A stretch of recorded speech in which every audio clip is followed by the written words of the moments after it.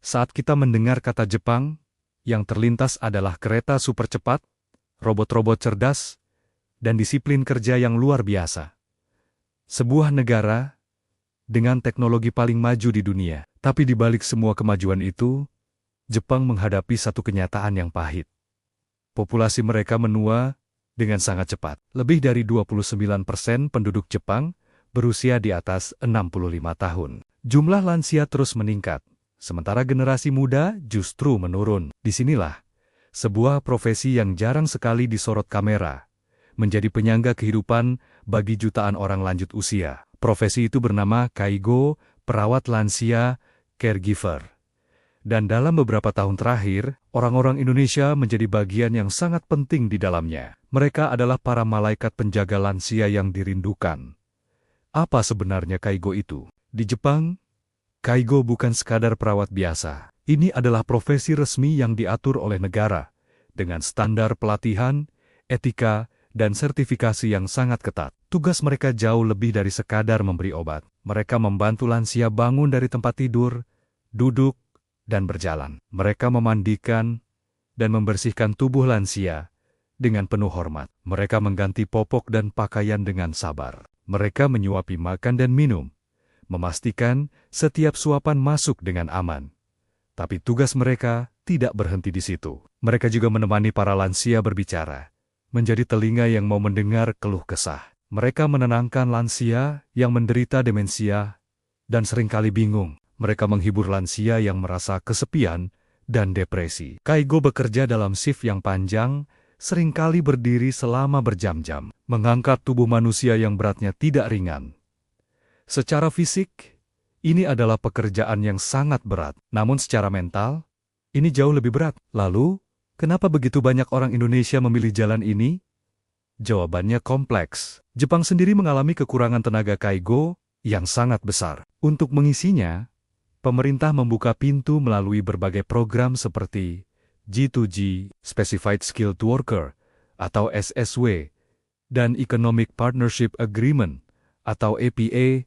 Orang Indonesia menjadi salah satu pilihan utama. Kenapa? Karena budaya kerja kita dianggap sangat cocok. Sifat orang Indonesia yang ramah, sabar, dan penuh empati menjadi nilai lebih. Banyak lansia Jepang bahkan mengaku lebih nyaman dirawat oleh Kaigo dari Indonesia. Nada bicara mereka dianggap lebih lembut. Gerakan mereka tidak terburu-buru. Mereka mau mendengarkan cerita yang sama berulang kali. Dan yang terpenting, mereka tulus menghormati orang tua.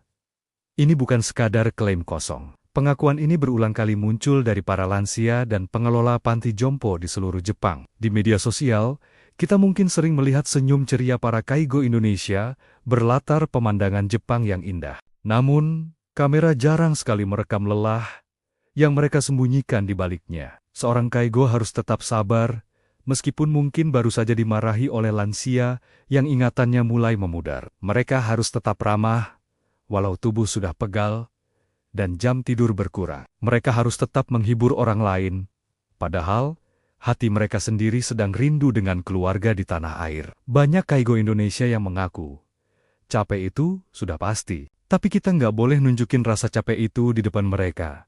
Karena para lansia ini bukan sekadar pasien. Mereka adalah manusia yang mungkin sudah kehilangan pasangan hidup, kehilangan kemandirian, dan kadang kehilangan harapan untuk hidup. Kaigo tidak hanya merawat tubuh yang rapuh, tapi mereka juga menjaga martabat seorang manusia hingga akhir hayatnya. Ini adalah pekerjaan yang menuntut kekuatan hati yang luar biasa. Disinilah peran Kaigo Indonesia terasa sangat berbeda. Bukan karena gaji yang mereka terima, bukan karena ijazah yang mereka punya, tapi karena hati. Banyak cerita tentang lansia di Jepang yang hanya mau dirawat oleh Kaigo tertentu. Mereka akan menunggu Kaigo favoritnya datang. Mereka menolak dibantu oleh orang lain. Bahkan ada lansia yang sudah lupa segalanya, tapi masih bisa mengingat nama Kaigo Indonesia yang merawatnya. Bagi para lansia ini, Kaigo bukan lagi sekadar perawat. Mereka sudah menjadi teman bicara, anak, bahkan keluarga pengganti. Di usia senja,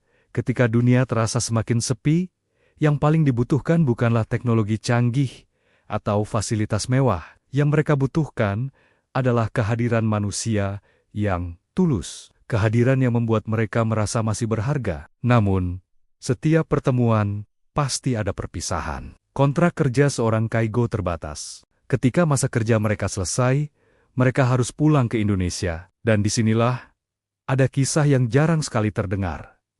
Kisah tentang rindu yang tertinggal. Para lansia yang setiap hari bertanya, "Dia kemana?" Lansia yang terus menunggu di depan pintu, berharap sosok yang biasa merawatnya akan muncul. Lansia yang tiba-tiba menjadi murung, tanpa tahu persis kenapa hatinya terasa sedih.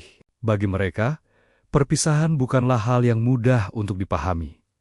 Banyak dari mereka tidak mengerti konsep kontrak kerja. Yang mereka tahu hanyalah orang baik yang selama ini selalu ada untuknya, tiba-tiba menghilang. Kehilangan ini meninggalkan luka yang dalam di hati mereka yang sudah rapuh. Karena itu, kita harus sadar, tidak semua orang bisa menjadi Kaigo yang dirindukan. Ini bukan sekadar pekerjaan di luar negeri untuk mencari gaji dalam mata uang yen. Ini adalah pekerjaan yang menguras fisik, menguji batas kesabaran, menghancurkan ego, dan pada saat yang sama, menguatkan hati. Tidak semua orang sanggup untuk terus tersenyum saat tubuh terasa lelah. Tidak semua orang bisa menghibur orang lain saat hatinya sendiri sedang sedih. Dan tidak semua orang mampu merawat orang tua dari bangsa lain dengan sepenuh hati, seolah merawat orang tua sendiri. Karena Kaigo yang dirindukan bukanlah mereka yang paling kuat, tetapi mereka yang paling tulus. Di balik angka statistik dan video viral,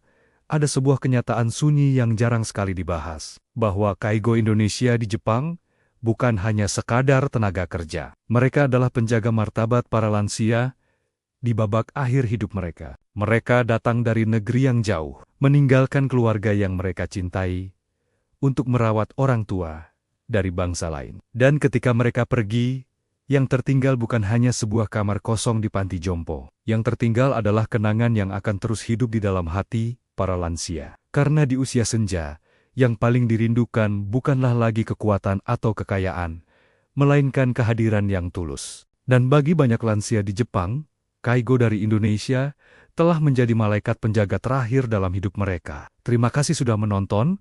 Jangan lupa bagikan cerita ini agar lebih banyak orang menghargai perjuangan mereka. Sampai jumpa.